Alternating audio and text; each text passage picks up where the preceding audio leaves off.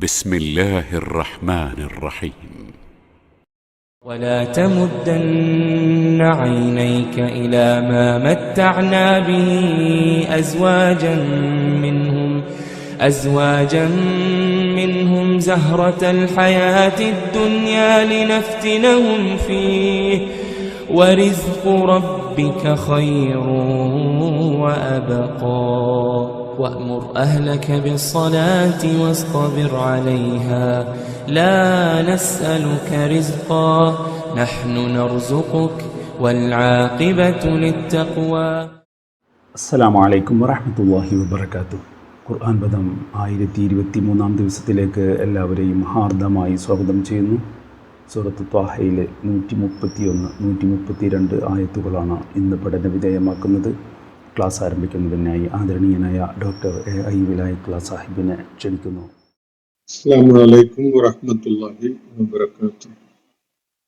അഊദു ബില്ലാഹി മിനശ് ശൈത്വാനിർ റജീം. ബിസ്മില്ലാഹിർ റഹ്മാനിർ റഹീം. വലാ തമുദ്ദന്ന ഐനൈക ഇലാ മാ മത്തഅനാ ബിഹി അസ്വാജൻ മിൻഹും സഹറത്തൽ ഹയാത്തിദ് ദുനിയ لنفتنهم فيه ورزق ربك خير وأبقى وأمر أهلك بالصلاة واصطبر عليها لا نسألك رزقا نحن نرزقك والعاقبة للتقوى صدق الله العلي العظيم. സൂറത്ത് ത്വാഹയിലെ 131, 132 ആയത്തുകളാണ് ഞാൻ നിങ്ങളെ കേൾപ്പിച്ചിട്ടുള്ളത്. 135 ആയത്തുകളുള്ള ഈ സൂറത്തിന്റെ അവസാന ഭാഗത്തിലാണ് നമ്മളുള്ളത്.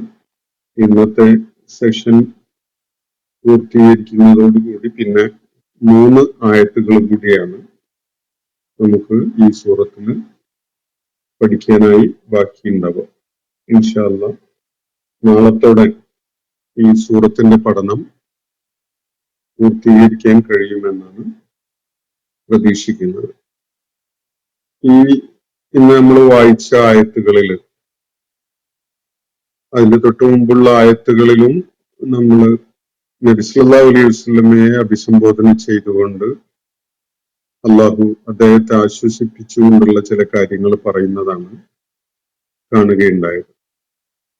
മക്കയിലെ നബി സല്ലല്ലാഹു അലൈഹി വസല്ലം അഭിസംബോധന ചെയ്തുകൊണ്ടിരിക്കുന്ന ആളുകള് അദ്ദേഹം മുന്നോട്ട് വെച്ച, അദ്ദേഹം ജനങ്ങളുടെ മുന്നിൽ അവതരിപ്പിച്ചിട്ടുള്ള ദൈവിക ദൃഷ്ടാന്തങ്ങളെ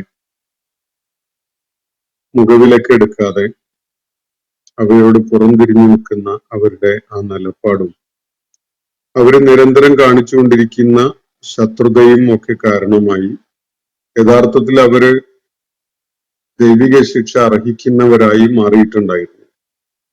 നബി സല്ലല്ലാഹു അലൈഹി വസല്ലമയും അനുയായികളും ആ ഘട്ടത്തിലേറെ പ്രയാസങ്ങളും ബുദ്ധിമുട്ടും ഒക്കെ അനുഭവിച്ചുകൊണ്ടിരിക്കുന്നുണ്ട്.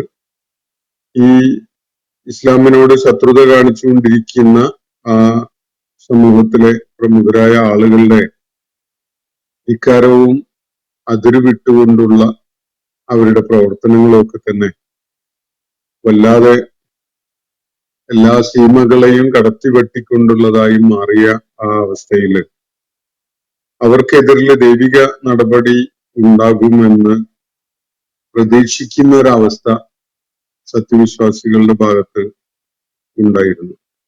അള്ളാഹു അതിനെ പരാമർശിച്ചുകൊണ്ട് നബി സല്ലല്ലാഹു അലൈഹി വസല്ലമയോട് പറയുകയാണ്, വലൗലാ കലിമത്തുൻ സബഖത് മിർ റബ്ബിക ലകാന ലിസാമ വഅജലുൻ മുസമ്മ. അള്ളാഹുവിന്റെ ഒരു പ്രഖ്യാപനം നേരത്തെ തന്നെ വന്നിട്ടുണ്ടായിരുന്നില്ല എങ്കിൽ ഇവർക്കായി ഒരു അജല്, നിർണിതമായ ഒരു കാലയളവ് നിശ്ചയിച്ചു കൊടുത്തിട്ടും ഉണ്ടായിരുന്നില്ലെങ്കിൽ അവരുടെ മേൽ ദൈവിക നടപടി എന്നെ വന്നു കഴിഞ്ഞിട്ടുണ്ടാകുമായിരുന്നു. ഇതാണ് അവിടെ സൂചിപ്പിക്കപ്പെട്ട കാര്യം. അതിനാൽ അള്ളാഹുവിന്റെ പ്രഖ്യാപനം നേരത്തെ വന്നതും ഇവർക്ക് നിശ്ചയിക്കപ്പെട്ട അവധി ഇനിയും അവശേഷിക്കുന്നതിനാലും ഈ അവസ്ഥ അല്പം കൂടിയൊക്കെ തുടരാൻ സാധ്യതയുണ്ട്. അതുകൊണ്ട് ഇവർ പറയുന്ന മനസ്സിനെ വേദനിപ്പിക്കുന്ന ഇവരുടെ വാക്കുകൾ ഉണ്ടാകുമ്പോൾ, ഇവരുടെ ദുഷ്ടത പ്രതിഫലിക്കുന്ന സംസാരം ഇവരിൽ നിന്നുണ്ടാകുമ്പോൾ, പ്രവാചകർ അതൊന്നും താങ്കളെ നോവിക്കാതിരിക്കട്ടെ, താങ്കൾ സഹനം അവലംബിച്ചുകൊണ്ട് നിലക്കൊള്ളുക. അള്ളാഹുവിനുള്ള ഹംദും തസ്ബീഹും ഒക്കെ നിർവഹിച്ചുകൊണ്ട് അവനോടുള്ള പ്രാർത്ഥനകളിലായിട്ട് ഏർപ്പെടുക. സൂര്യോദയത്തിന്റെ മുമ്പും സൂര്യൻ അസ്തമിന് മുമ്പായിട്ടും അതുപോലെ രാത്രിയുടെ വിവിധ യാമങ്ങളിലായിട്ടും പകലിന്റെ വിവിധ ഘട്ടങ്ങളിലായിട്ടൊക്കെ നീ അള്ളാഹുവിനെ പ്രാപിക്കാൻ വേണ്ടി അള്ളാഹുവിനോടുള്ള മുനാജാത്ത് നിർവഹിക്കുന്ന വിധത്തിൽ പ്രാർത്ഥനയിൽ ഏർപ്പെടുക. അങ്ങനെ ചെയ്യുകയാണെങ്കിൽ അല്ലക തർല, താങ്കള് സംപ്രീതനാകും, തൃപ്തി അടഞ്ഞവനാകും. അതുകൊണ്ട് ഇപ്പോഴുള്ള മനക്ലേശവും മനസ്സിന് അനുഭവിച്ചുകൊണ്ടിരിക്കുന്ന ക്ലിഷ്ടതകളും പ്രയാസങ്ങളും ഒക്കെ തന്നെ നീങ്ങി നീ ശാന്തി അനുഭവിക്കുന്നവനായിട്ട് മാറും, ശാന്തത കൈവരും. അതിനുവേണ്ടി ലക്ഷ്യം വെച്ചുകൊണ്ട് തന്നെ നമസ്കാരം നിർവഹിക്കുക. ഇതാണ് അള്ളാഹു നബി സല്ലല്ലാഹു അലൈഹി വസല്ലമക്ക് നൽകിയ നിർദ്ദേശം. അതില് സത്യവിശ്വാസികളും അടങ്ങുന്നുണ്ട്. അവർക്ക് കൂടി ഉള്ളതാണ് ഈ പ്രായോഗികമായ പരിഹാര മാർഗം. നേരിട്ടുകൊണ്ടിരിക്കുന്ന സകല പ്രതിസന്ധികളും അത് കനത്തു വരുമ്പോ അതിന്റെ വ്യാപ്തിയും ആഴവും ഒക്കെ കൂടിക്കൂടി വരികയും ദുരിതമുഖത്ത് നമ്മള് മുൾമുനയിൽ നിർത്തപ്പെട്ട അവസ്ഥയിലാകുകയൊക്കെ ചെയ്യുന്ന സാഹചര്യങ്ങൾ ഉണ്ടാകും. അത് നബി സല്ലല്ലാഹു അലൈഹി വസല്ലമയുടെ കാലത്ത് മാത്രമല്ല, എല്ലാ കാലഘട്ടങ്ങളിലും അത്തരം സാഹചര്യങ്ങളൊക്കെ ലോകത്തിന്റെ പല ഭാഗങ്ങളിലുള്ള സത്യവിശ്വാസ പാതയിലുള്ള ആളുകൾ നേരിടേണ്ടി വരും. അങ്ങനെയുള്ള സാഹചര്യങ്ങൾ ഉണ്ടാകുമ്പോൾ അതിനെ ടാക്കിൾ ചെയ്യാൻ ഏറ്റവും മനസ്സിന് സമാധാനവും ശാന്തിയും സംതൃപ്തിയും ഒക്കെ ലഭിക്കാൻ അള്ളാഹു പറഞ്ഞു കൊടുത്തിരിക്കുന്ന ഒരു മാർഗമാണ് ഇവിടെ. അത് അള്ളാഹുവിന്റെ ക്ലോസ് സർക്കിളിലേക്ക് വരിക, അള്ളാഹുവിനോട് സംസാരിക്കുന്ന, അള്ളാഹുവിനോട് തേടുന്ന, അവനോട് ചോദിക്കുകയും പറയുകയും ചെയ്യുന്ന ആ കർമ്മത്തിലേക്ക് വരിക എന്നതാണ് അള്ളാഹു നൽകുന്ന നിർദ്ദേശം. അത് ഏറ്റവും ഫലപ്രദമായ ഒരു സംഗതിയാണ്. ചരിത്രത്തിലെ ശ്രദ്ധേയമായ ചില മുഹൂർത്തങ്ങള് നമുക്കറിയാം. കൊലക്കയറിന്റെ മുന്നില് നിശ്ചയദാർഢ്യം കാണിച്ചുകൊണ്ട് നിലക്കൊള്ളാൻ, ചാഞ്ചല്യമില്ലാതെ, മുട്ടുവിറയ്ക്കാതെ, അല്ലെങ്കിൽ വൈകാരിക വിക്ഷോഭത്തിന് വിധേയനാകാതെ അക്ഷോഭ്യനായിക്കൊണ്ട് കൊലക്കയറിനെ നേരിടാൻ വരെ ഈ മന്ത്രം അല്ലെങ്കിൽ അള്ളാഹു പറഞ്ഞു കൊടുത്ത ഈ രീതി മനുഷ്യനെ പ്രാപ്തനാക്കിയിട്ടുണ്ട് എന്നതിന് ധാരാളം തെളിവുകൾ ചരിത്രത്തില് നമുക്ക് കാണാൻ സാധിക്കും. അതിനെ തുടർന്ന് അള്ളാഹു നൽകുന്ന നിർദ്ദേശമാണ് ഇവിടെ നമ്മൾ ഇന്ന് വായിച്ച ആയത്തുകളിൽ അടങ്ങിയിട്ടുള്ളത്. വലാത്ത മുദ്ദന്നൈക, മദ്ദ എന്ന് പറഞ്ഞാൽ നീട്ടുക എന്നാണ്. പ്രവാചകരെ, താങ്കളുടെ ദൃഷ്ടിയെ നീട്ടരുത്, താങ്കളുടെ കണ്ണുകളെ, താങ്കളുടെ ദൃഷ്ടികളെ താങ്കൾ നീട്ടരുത്, താങ്കൾ അത് കാണാൻ മുതിരരുത്. ഇലാമ മത്തഅന ബിഹി അസ്വാജം മിൻഹും, അവരിൽ ചില സംഘങ്ങൾക്ക് നാം നൽകിയിട്ടുള്ള ചില സുഖിപ്പിക്കലുകളുണ്ട്. ഭൗതിക ജീവിതത്തിന്റെ സുഖാഡംബരങ്ങളുടെ ചില മോഹനമായ അനുഭവങ്ങൾ ബാക്കിയുള്ളവർക്ക് അത് കാണുമ്പോൾ വളരെ ആകർഷകമായിട്ടൊക്കെ തോന്നും. അത്തരം സംഗതികളിലേക്ക് പ്രവാചകരെ, താങ്കളുടെ കണ്ണുകളെ താങ്കൾ അയക്കരുത്. ഇതാണ് അള്ളാഹു നൽകുന്ന നിർദ്ദേശം. വലാത്ത മുദ്ദന്ന ഐനൈക, പ്രവാചകരെ, താങ്കളുടെ ഇരു ദൃഷ്ടികളെയും നീട്ടരുത്.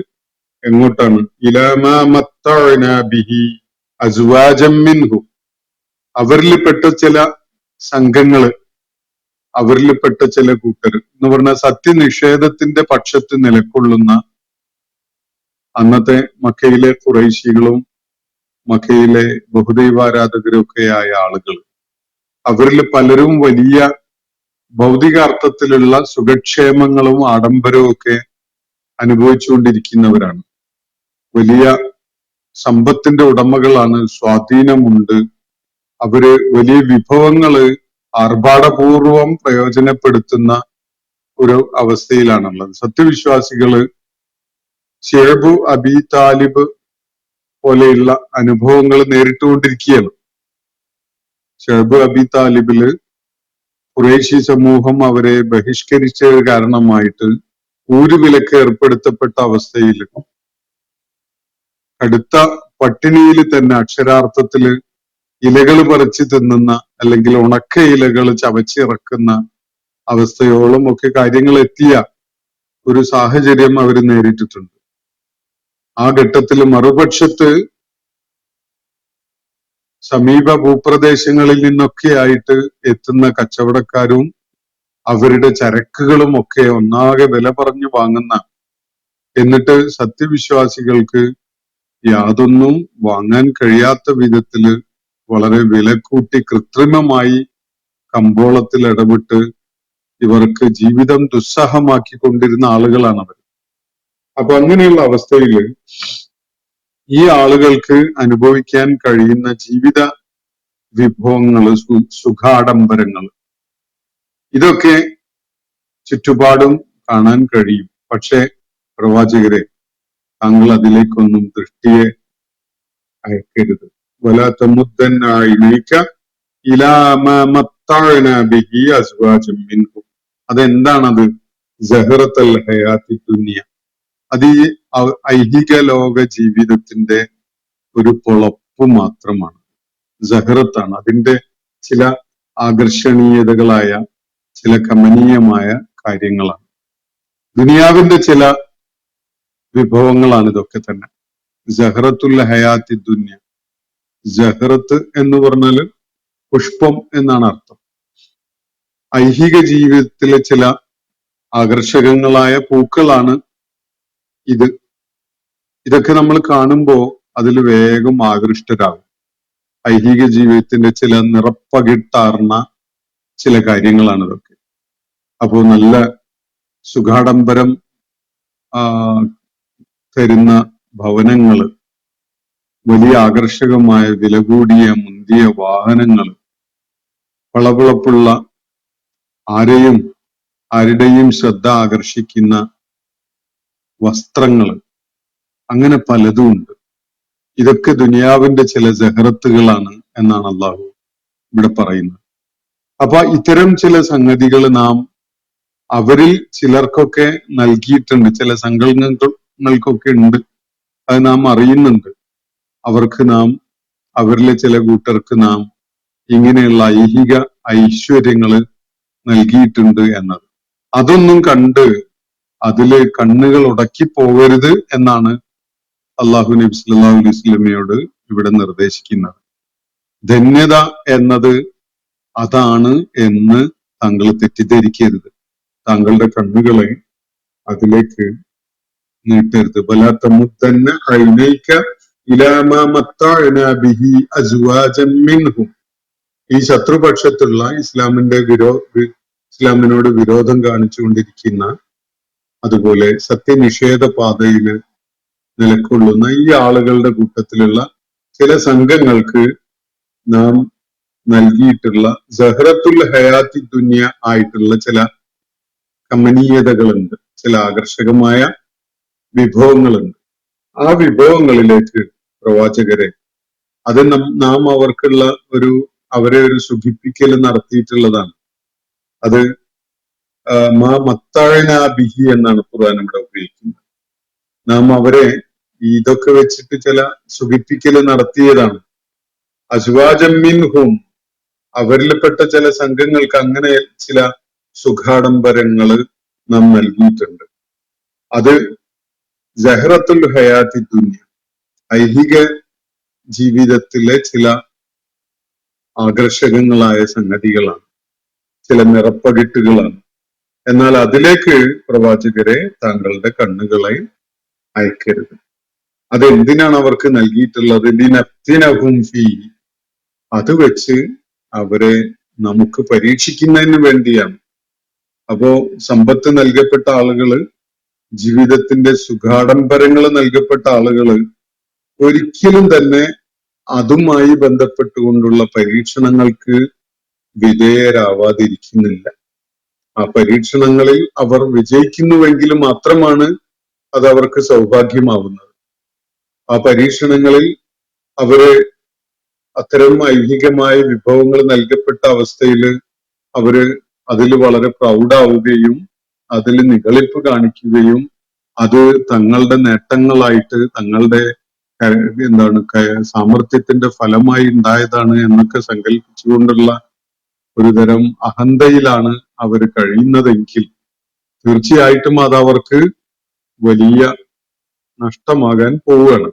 അപ്പൊ അള്ളാഹുവിടെ സൂചിപ്പിക്കുന്ന ഈ ഐഹിക സുഖാഡംബരങ്ങളും ജീവിതത്തിന്റെ ഈ ആകർഷകമായ വിഭവങ്ങളും ഒക്കെ തന്നെ നാം അവർക്ക് നൽകിയിട്ടുള്ളത് ലിനഫ്തിനഹും, നമുക്ക് അവരെ ഫീഹി, അക്കാര്യത്തിൽ അത് വെച്ചുകൊണ്ട് പരീക്ഷണത്തിന് വിധേയരാക്കുന്നതിന് വേണ്ടിയാണ്. അത് അവർക്കൊരു ബലാ ആണ്, അത് അവർക്കൊരു ഫിത്നയാണ്. അള്ളാഹു സൂചിപ്പിക്കുന്ന അതാണ്. ആർക്കും അങ്ങനെ തന്നെയാണ്. അത് സമ്പത്ത് കൈവരുന്നവരൊക്കെ മനസ്സിലാക്കേണ്ട ഒരു കാര്യമാണ്. ഐശ്വര്യം കൈവരുന്നവര്, സുഖാഡംബരങ്ങള് ജീവിതത്തിൽ കൈവരിക്കാൻ കഴിയുന്ന ആളുകള് മനസ്സിലാക്കേണ്ട ഒരു സംഗതി അത് ലിനഫ്തിനഹും ഫീഹി, അക്കാര്യത്തില് നാം അവരെ പരീക്ഷിക്കാൻ ഉദ്ദേശിക്കുന്നു എന്ന കാര്യം ആരും മറന്നു പോകരുത്. അള്ളാഹുവിന്റെ ലക്ഷ്യം തന്നെ അതാണ്. ആർക്കെങ്കിലും അള്ളാഹു കൈയഴച്ച് ഔദാര്യം നൽകുന്നുവെങ്കിൽ, വിഭവങ്ങൾ നൽകുന്നുവെങ്കിൽ, ഐശ്വര്യം ചൊരിയുന്നുവെങ്കിൽ തീർച്ചയായിട്ടും അത് ലിനഫ്തിനഹും ഫീഹി, അവരെ അക്കാര്യത്തില് പരീക്ഷണത്തിന് വിധേയരാക്കുന്നതിന് വേണ്ടിയുള്ളതാണ്. വരിസ്ഖു റബ്ബിക ഖൈറും വഅബ്ഖ, എന്നിട്ട് അള്ളാഹു പറയുന്നത് എക്കാലത്തും എല്ലാ ആളുകളെയും ആശ്വസിപ്പിക്കുന്ന ഒരു വചനമാണ്. വരിസ്ഖു റബ്ബിക ഖൈറും വഅബ്ഖ, നിന്റെ നാഥന്റെ വിഭവം എന്ന് പറഞ്ഞാൽ നിന്റെ നാഥൻ ഹിതമായ വിധത്തിൽ നിനക്ക് നൽകിയിട്ടുള്ള വിഭവങ്ങൾ, അവിഹിതമല്ല, ഹിതമായ വിധത്തിൽ നിനക്ക് നൽകിയിട്ടുള്ള വിഭവങ്ങൾ, നിനക്ക് ഹലാലായ വിധത്തില് കരഗതമാക്കാൻ സാധിച്ചിട്ടുള്ളത്. ഖൈറുൻ വ അബ്ഖ, അതാണ് ഏറ്റവും ഹൈറായത്, ഉത്കൃഷ്ടമായത്, അതുപോലെ നിലനിൽക്കുന്നതും ഉത്കൃഷ്ടമായതുമായത് അള്ളാഹു ഹിതകരമായ വിധത്തിൽ താങ്കൾക്ക് നൽകിയിട്ടുള്ളതാണ്. വരിസ്ഖു റബ്ബിക, അപ്പോ അതിൽ ഇൻഡയറക്റ്റ് ആയിട്ട് അള്ളാഹു സൂചിപ്പിക്കുന്ന ഒരു സംഗതി, ഈ ആളുകള് സഹറത്തുൽ ഹയാത്ത് ദുന്യ കരഗതമാക്കിയിട്ടുള്ളത് അള്ളാന്റെ ഹിതം അല്ലെങ്കിൽ അള്ളാന്റെ തൃപ്തിയൊന്നും നോക്കിക്കൊണ്ടായിരിക്കണം എന്നില്ല. പലതും പിടിച്ചു പറിച്ചതും അന്യായമായി കവർന്നെടുത്തതും ചൂഷണം ചെയ്തുകൊണ്ട് നേടിയതും മറ്റുള്ളവരുടെ അവകാശങ്ങൾ തടഞ്ഞു വെച്ചുകൊണ്ട് സ്വന്തമാക്കിയതുമൊക്കെയാണ്. അങ്ങനെയാണ് പലരും ഇങ്ങനെയുള്ള സുഖാഡംബരങ്ങളുടെ, ഐഹിക ജീവിതത്തിന്റെ സകലവിധ പ്രൗഢിയും മോടിയും കരഗതമാക്കിയിട്ടുള്ളത് എന്നതാണ് അതിന്റെ സൂചന. പ്രവാചകരെ, താങ്കൾക്ക് അള്ളാഹു നൽകിയിട്ടുള്ള ഹിതകരമായ റിസ്ഖ് ഉണ്ടല്ലോ, വരിസ്ഖു റബ്ബിക, താങ്കളുടെ നാഥൻ നൽകിയിട്ടുള്ള റിസ്ഖ് അത് ഹിതകരമായി നൽകിയിട്ടുള്ളതാണ്. അള്ളാഹു തൃപ്തിപ്പെട്ട് നൽകിയതല്ലാത്ത സംഗതികളെ റിസ്ഖ് റബ്ബ് എന്ന് പറയാൻ വയ്യ. നാഥൻ നൽകിയിട്ടുള്ള വിഭവം എന്ന് അള്ളാഹു ഒരു പരീക്ഷണമായിട്ട് പലർക്കും അത് കയ്യെത്തിപ്പിടിക്കാൻ അവസരം ഉണ്ടാക്കി കൊടുത്തിട്ടുണ്ടാകും. അത് ഹലാലായ വിധത്തില് അവർക്കുള്ള വിഹിതമായിട്ട് നൽകിയത് ആയിക്കൊള്ളണം എന്നില്ല. അപ്പൊ ഇത്തരം ആളുകള് അവരുടെ ഭൗതിക ജീവിതത്തിന്റെ പ്രൗഢി ഗാംഭീര്യങ്ങളൊക്കെ കാണിക്കുന്ന വിധത്തില് ഇത്തരം സുഖാഡംബരങ്ങളുടെ അടയാളങ്ങൾ അവരുടെ മേലുണ്ടെങ്കിൽ അത് തീർച്ചയായിട്ടും അവർക്കുള്ള ഒരു പരീക്ഷണമാണ്. അതിനേക്കാളൊക്കെ എത്രയോ ഉത്തമമായത് അള്ളാഹു താങ്കൾക്ക് നൽകിയിട്ടുള്ള ഹിതകരമായ വിഭവങ്ങളാണ്. താങ്കളുടെ സ്വപ്രയത്നത്തിലൂടെ, അധ്വാനത്തിലൂടെ താങ്കൾക്ക് നേടാൻ കഴിഞ്ഞ അത് എത്രയും കുറവാവട്ടെ, അതിൽ വലിയ ബറക്കത്തുണ്ട്, അതിൽ വലിയ ഐശ്വര്യമുണ്ട് എന്നാണ് അള്ളാഹു ഇവിടെ സൂചിപ്പിക്കുന്നത്. വരിസ്ഖു റബ്ബിക ഖൈറും വഅബ്ഖ, അതാണ് ഏറ്റവും ഉത്കൃഷ്ടമായത്, ഏറ്റവും നീണ്ടു നിൽക്കുന്നത് എന്നതാണ് ഇവിടെ പരാമർശിക്കപ്പെടുന്ന കാര്യം. തൊഴിൽ തേടുന്ന, ജീവിതത്തിന്റെ പല ഉയർച്ചകളും കൊതിച്ചുകൊണ്ട് അതിനു വേണ്ടി പ്രയത്നിക്കുന്ന ആളുകൾ പ്രത്യേകം ശ്രദ്ധിക്കേണ്ട ഒരു കാര്യം, നമ്മുടെ വിഭവ സമാഹരണം അല്ലെങ്കിൽ സമ്പത്ത് നേടാനുള്ള ശ്രമം ഐഹിക ജീവിതത്തിന്റെ പല നേട്ടങ്ങളും കരഗതമാക്കാനുള്ള ശ്രമമൊക്കെ നടത്തുമ്പോൾ അത് കൃത്യമായിട്ടും ഹലാലായ മാർഗത്തിലൂടെ അള്ളാഹു നമുക്ക് ഹിതകരമാക്കി വെച്ചതാണ് എന്ന വിധത്തിൽ ആർജിക്കുമ്പോൾ മാത്രമേ അത് നമുക്ക് ഗുണകരമാവുകയുള്ളൂ എന്ന ഒരു കാര്യം എപ്പോഴും മനസ്സിലുണ്ടാവണം. ഏതെങ്കിലും ഇപ്പോ പല ജോലികളിലും വലിയ ശമ്പളമൊക്കെ കിട്ടുന്ന പല ജോലികളുണ്ട്. പക്ഷെ ആ ഇരിക്കുന്ന കസേരയും ചെയ്യുന്ന പണികളും ഒക്കെ ഹറാമിലായിരിക്കും. അങ്ങനെയുള്ള ജോലികളിലൂടെ നമ്മൾ ഞാൻ ജോലി ചെയ്തിട്ടല്ലേ സമ്പാദിക്കുന്നത്, ഇത് അതിന്റെ ആ വരുമാനമൊന്നും അല്ലല്ലോ ഞാൻ എടുക്കുന്നത്, ഞാൻ എന്റെ ഗുമസ്ത പണിക്കുള്ള ശമ്പളമല്ലേ പറ്റുന്നത് എന്നൊക്കെ പറയുന്ന ആളുകളുണ്ട്. എത്രയോ ആളുകൾ അങ്ങനെ കാണാം, പ്രത്യേകിച്ച് ഈ കാലഘട്ടത്തില്.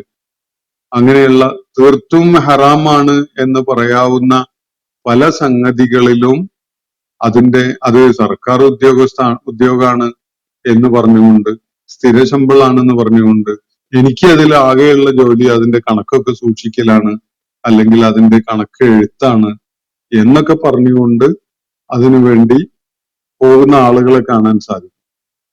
അതിനേക്കാളൊക്കെ എത്രയോ മാന്യമായ ജോലിയാണ് അധ്വാനിച്ച് കിട്ടുന്ന, നമുക്ക് കുറച്ച് പ്രയാസങ്ങൾ അനുഭവിച്ചുകൊണ്ടാണെങ്കിൽ പോലും നേടാൻ കഴിയുന്ന വരുമാനം അതിനേക്കാൾ എത്രയോ ഉത്കൃഷ്ടമായതാണ്, അതുപോലെ നിലനിൽക്കുന്നതാണ്. ഇത് നിലനിൽക്കുന്നത് എന്ന് പറയുമ്പോ നമ്മള് ഈ ഐഹിക ലോകത്ത് നേടുന്ന വിഭവങ്ങള് അത് നിലനിൽക്കുക, അബ്ഖ എന്നാണ് അള്ളാഹു ഇവിടെ പറയുന്നത്, ബാക്കിയാവുന്നത് എന്നാണ്. ബാക്കിയാവുന്നത് എന്ന് പറഞ്ഞാൽ അവശേഷിക്കുന്നത്, നിലനിൽക്കുന്നത്, നീണ്ടുപോകുന്നത് എന്ന് പറഞ്ഞാൽ നമ്മളുടെ അധ്വാനത്തിലൂടെ നമ്മൾ നേടുന്ന ഈ വിഭവങ്ങൾ, അതാണ് നമ്മുടെ ജീവിതത്തിലെ പാരത്രിക ലോകത്തേക്കായിട്ട് നമ്മൾ മാറ്റിവെക്കുന്ന, പ്രയോജനപ്പെടുത്തുന്ന ചില ഇൻവെസ്റ്റ്മെന്റ്.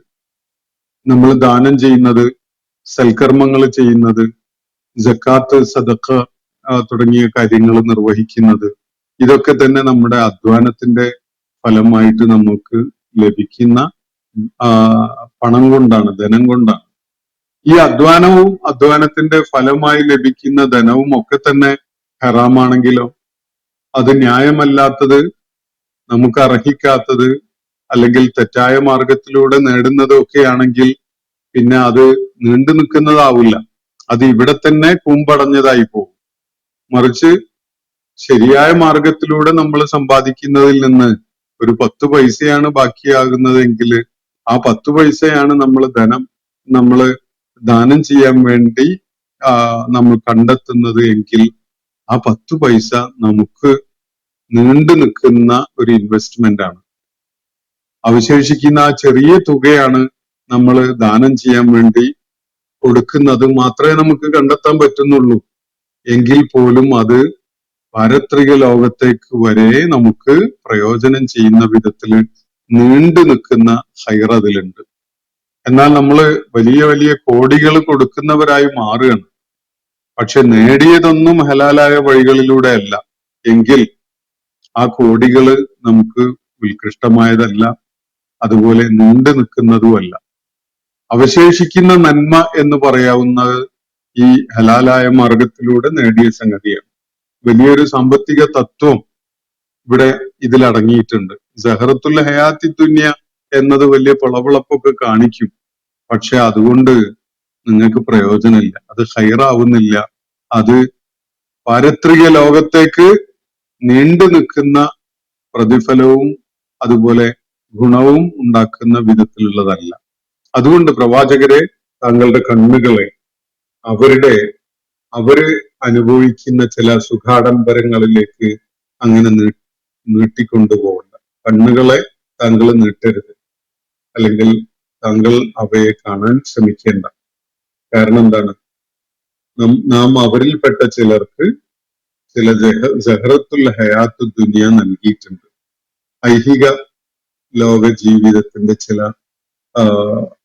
സുഖാഡംബരങ്ങൾ നാം അവർക്ക് നൽകിയിട്ടുണ്ട്. അത് ലിനഫ്തിനഹും, അത് വെച്ചുകൊണ്ട് അവരെ പരീക്ഷിക്കുന്നതിന് വേണ്ടിയാണ്. എന്നാൽ വരിസുഖു റബ്ബിക ഖൈറുൻ വ അബ്ഖ, താങ്കളുടെ റബ്ബ് താങ്കൾക്കായി നൽകിയിട്ടുള്ള ഹിതകരമായ ചില വിഭവങ്ങളുണ്ട്, അതാണ് ഏറ്റവും ഉത്തമമായത്. എന്നിട്ട് അള്ളാഹു മറ്റൊരു കാര്യം കൂടി പറയുകയാണ് റസൂലുള്ളാഹിയോട്. നബി സല്ലല്ലാഹു അലൈഹി വസല്ലമയെ സംബന്ധിച്ചിടത്തോളം ഒരു വ്യക്തി എന്നുള്ള നിലക്ക് പലതും കടിച്ചമർത്താൻ സാധിച്ചെന്ന് വരും. പട്ടിണിയൊക്കെ വയറ് മുറുക്കി കെട്ടി വിശപ്പ് അറിയാത്ത വിധത്തിലൊക്കെ കഴിഞ്ഞുകൂടാൻ സാധിച്ചെന്ന് വരും. പക്ഷെ അദ്ദേഹത്തിന്റെ കുടുംബം, ഭാര്യമാര്, മക്കള്, ഇവരൊക്കെ തന്നെ അദ്ദേഹത്തിന്റെ കുടുംബത്തിന്റെ ഭാഗമാണല്ലോ.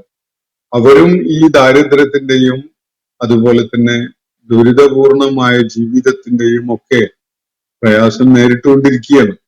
അവരിൽ നിന്നും ചില പ്രതികരണങ്ങളൊക്കെ ഈ സന്ദർഭത്തിൽ ഉണ്ടാവാനിടയുണ്ടല്ലോ. അതുകൊണ്ട് അള്ളാഹു മറ്റൊരു കാര്യം കൂടി പറയുകയാണ്, വഅ്മുർ അഹ്ലക ബിസ്സലാത്ത്, താങ്കളുടെ കുടുംബത്തോട്, അഹ്ലിനോട് നമസ്കാരം നിർവഹിക്കാൻ വേണ്ടി പറയുക, സ്വലാത്ത് അനുഷ്ഠിക്കാൻ വേണ്ടി പറയുക, വസ്തബിർ അലൈഹ, താങ്കൾ തന്നെയും അതില് സ്ഥിരചിത്തതയോടുകൂടി അത് നടപ്പിലാക്കുക. നമസ്കാരം സ്വയം അത് സ്ഥിരമായി കൃത്യതയോടെയും സമയക്രമം അനുസരിച്ചും നിർവഹിക്കുക. നമസ്കാരം അതിന്റെ സമയത്ത് നിർണയിക്കാനുള്ള നിർദ്ദേശം മിഅ്റാജിന്റെ സന്ദർഭത്തിൽ നൽകപ്പെടുന്നതിന് മുമ്പ് അവതരിപ്പിക്കപ്പെട്ട സൂറത്താണ്. അതിന്റെ ഒരു പൊതുവായ നിർദ്ദേശം എന്നുള്ള നിലക്ക് നമസ്കാരത്തെ കുറിച്ചുള്ള കാര്യങ്ങൾ ഇവിടെ പറയുന്നത് നമുക്ക് ആ നിലക്ക് മനസ്സിലാക്കാം. അപ്പൊ നമസ്കാരം, അള്ളാഹുവുമായുള്ള ബന്ധം, അത് വാചാ തന്നെ, ഹൃദയപൂർവം തന്നെ നിർവഹിക്കുന്ന ഒരു കർമ്മമാണ് നമസ്കാരം. അള്ളാഹുവിനെ നേരിട്ട് കൂടിക്കാഴ്ച നടത്താൻ വേണ്ടിയാണ് നമ്മൾ വുളു നിർവഹിച്ച് ശുദ്ധിയായി മാനസികമായി തയ്യാറായിക്കൊണ്ട് അള്ളാഹുവുമായുള്ള കൂടിക്കാഴ്ചക്ക് വേണ്ടി എത്തുന്നത്. അതാണ് നമസ്കാരം. പലപ്പോഴും നമ്മുടെ നമസ്കാരങ്ങളിൽ അങ്ങനെ ഒരു ഓർമ്മ പോലും ഉണ്ടായില്ല എന്നൊക്കെ വരുന്നുണ്ടാകും. പക്ഷെ അതാണ് നമസ്കാരം എന്ന് പറഞ്ഞാൽ. എല്ലാ വേദനകളും നമുക്ക് മറക്കാൻ അവസരമൊരുക്കുന്ന ഒരു അനുഭവമാണ്. അതുകൊണ്ട് പ്രവാചകരെ, കുടുംബത്തോട് ഈ വിഷമമൊക്കെ നീങ്ങാൻ, ഈ പ്രയാസങ്ങളൊക്കെ അവർ മറക്കാൻ പറ്റുന്ന ഒരു മന്ത്രം അവർക്ക് പറഞ്ഞു കൊടുക്കുക. അത് ഇതാണ്, വഅ്മുർ അഹ്ലക, താങ്കളുടെ കുടുംബത്തോട് കൽപ്പിക്കുക, ബിസ്സലാത്ത്, സ്വലാത്ത് നിർവഹിക്കാൻ വേണ്ടി, വസ്തബിർ അലൈഹ, താങ്കളും അതില് സ്ഥിരതയോടുകൂടി അത് നിർവഹിക്കുന്നവനാവുക. ലാ നസ്അലുക റിസ്ഖ, നിസ്കരിക്കാൻ വേണ്ടി പറയുന്നു എന്നത് തെറ്റിദ്ധാരണ ഒന്നും ആർക്കും വേണ്ട. താങ്കളോട് നാം ഒരു വിഭവവും ചോദിക്കുന്നില്ല.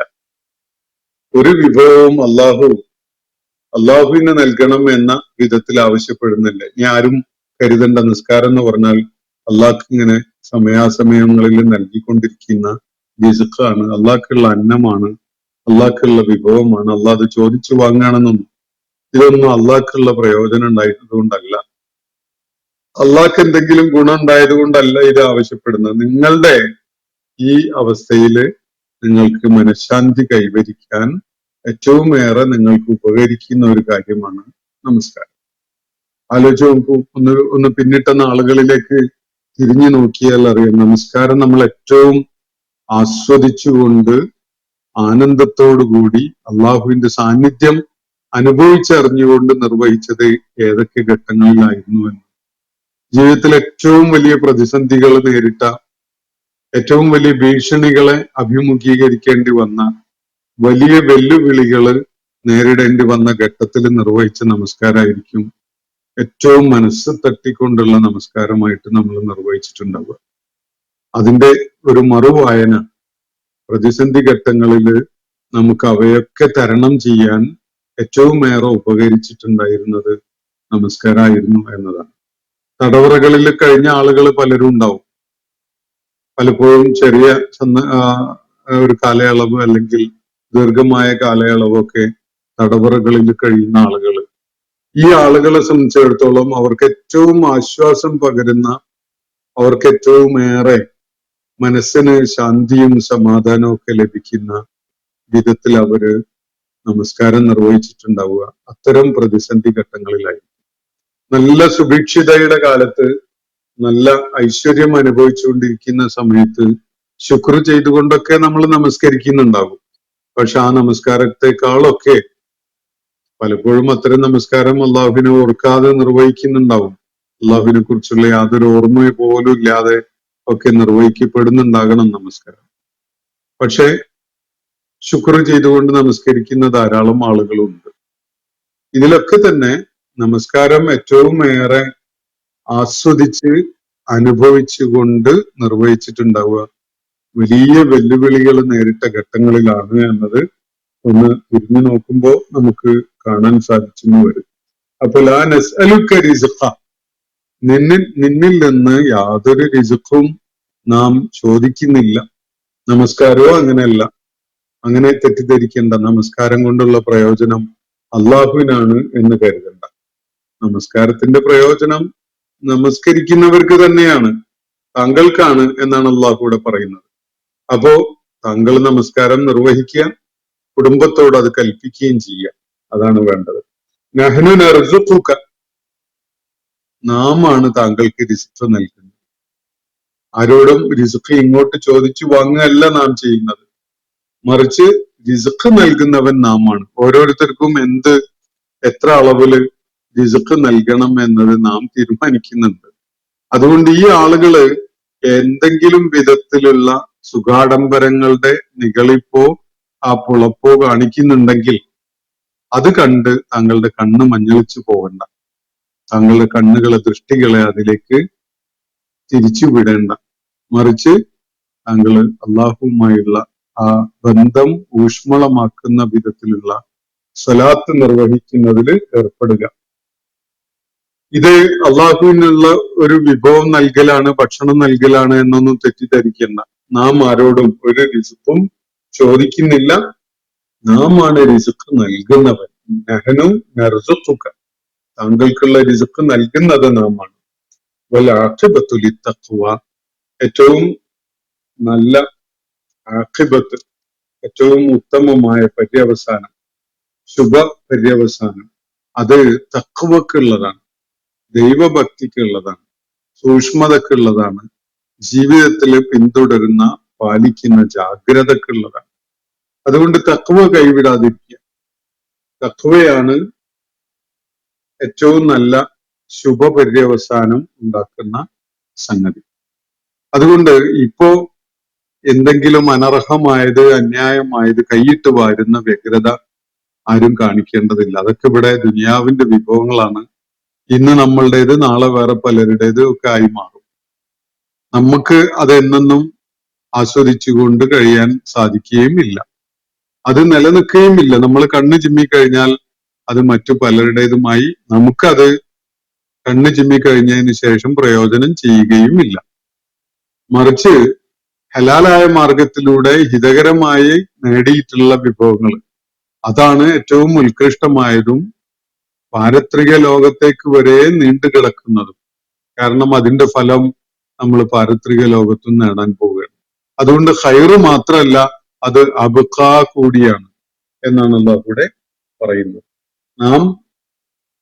നാം ആണ് താങ്കൾക്ക് റിസ്ക് നൽകുന്നത്. നാം താങ്കളോടോ വേറെ ആരോടെങ്കിലുമോ റിസ്ക് ചോദിച്ചു വാങ്ങുന്നില്ല. നമസ്കാരവും അങ്ങനെയാണ് എന്ന് തെറ്റിദ്ധരിക്കേണ്ടതില്ല. മാത്രവുമല്ല, ഏറ്റവും ആഖിബത്ത് നല്ലതാവുക തഖ്വ കൊണ്ടുള്ള കാര്യങ്ങളാണ്. തഖ്വയോടുകൂടി നിങ്ങൾ എന്ത് ചെയ്തോ അതാണ് ഉത്തമമായ പര്യവസാനത്തിലേക്ക് കാര്യങ്ങളെ കൊണ്ടുപോവുക. അതുകൊണ്ട് തഖ്വയില്ലാത്ത, മനസ്സിനെ ഫുജൂറാക്കിക്കൊണ്ട്, മനസ്സിനെ മലിനമാക്കിയ വിധത്തില് മറ്റുള്ളവരെ ചൂഷണം ചെയ്തുകൊണ്ടോ അന്യായമായത് പിടിച്ചു പറ്റിക്കൊണ്ടോ ഒക്കെ നമുക്ക് ഹിതകരമല്ലാത്തതൊക്കെ നേടി നമ്മൾ കൈക്കലാക്കി എന്നതുകൊണ്ട് എന്തെങ്കിലും ഗുണമുണ്ട് എന്നാരും കരുതണ്ട. അതിനൊന്നും ഗുണകരമായ ഒരു ആഖിബത്ത് ഉണ്ടാവില്ല. ആഖിബത്ത് നല്ലതായിട്ടുള്ളത് തഖ്വയിൽ അധിഷ്ഠിതമായിട്ട് നമ്മൾ ചെയ്യുന്നതും നേടുന്നതും പ്രവർത്തിക്കുന്നതും മാത്രമാണ് എന്നതാണ് വസ്തുത. നബി സല്ലല്ലാഹു അലൈഹി വസല്ലമക്ക് അതുപോലെ സത്യവിശ്വാസികൾക്ക് അവര് നേരിട്ടുകൊണ്ടിരുന്ന ആ പ്രതിസന്ധികളുടെ ഘട്ടത്തില് എങ്ങനെയാണ് അള്ളാഹുവിന്റെ മുന്നിൽ വന്ന് നിർവഹിക്കുന്ന നമസ്കാരം ജീവിതത്തിന്റെ ഏറ്റവും വലിയ കരുത്തും മുതൽക്കൂട്ടുമാക്കി മാറ്റാൻ സാധിക്കുക എന്നൊരു കാര്യം പഠിപ്പിച്ചു കൊടുക്കുകയാണ് അള്ളാഹു ഈ ആയത്തുകളിലൂടെ. അള്ളാഹുവിന്റെ മുന്നിൽ ഈ വിധത്തില് ആഖിബത്ത് ഉത്തമമാവുന്ന വിധത്തില് ഉപകാരപ്രദമാവുന്ന നമസ്കാരം, അതുപോലെ ഹിതകരമായ വിധത്തിലുള്ള സമ്പാദ്യങ്ങൾ, അത് ചെലവഴിച്ചുകൊണ്ട് നാം നേടുന്ന നേട്ടങ്ങൾ, അത് ദുനിയാവിലേക്കും ആഖിറത്തിലേക്കും നമുക്ക് പ്രയോജനം ചെയ്യുന്ന നേട്ടങ്ങൾ, ഈ വിധത്തിലൊക്കെയുള്ള അനുഗ്രഹങ്ങൾ ജീവിതത്തിലുടനീളം അനുഭവിച്ചുകൊണ്ട് ജീവിച്ചു മരിക്കാൻ അള്ളാഹു നമുക്ക് ഏവർക്കും സൗഭാഗ്യം നൽകുമാറാവട്ടെ. വാഖിർ ദഅവാന അനിൽ ഹംദുലില്ലാഹി റബ്ബിൽ ആലമീൻ. അസ്സലാമു അലൈക്കും വറഹ്മത്തുള്ളാഹി വബറകാതുഹു. ഇന്നത്തെ ഖുർആൻ പദം ഇവിടെ സമാപിക്കുന്നു. ഖുർആൻ പഠനത്തിൽ പങ്കെടുത്ത എല്ലാവർക്കും അള്ളാഹു അർഹമായ പ്രതിഫലം നൽകി അനുഗ്രഹിക്കട്ടെ. വആഖിർ ദഅവാന അനിൽ ഹംദുലില്ലാഹി റബ്ബിൽ ആലമീൻ. അസ്സലാമു അലൈക്കും വറഹ്മത്തുള്ളാഹി വബറകാതുഹു.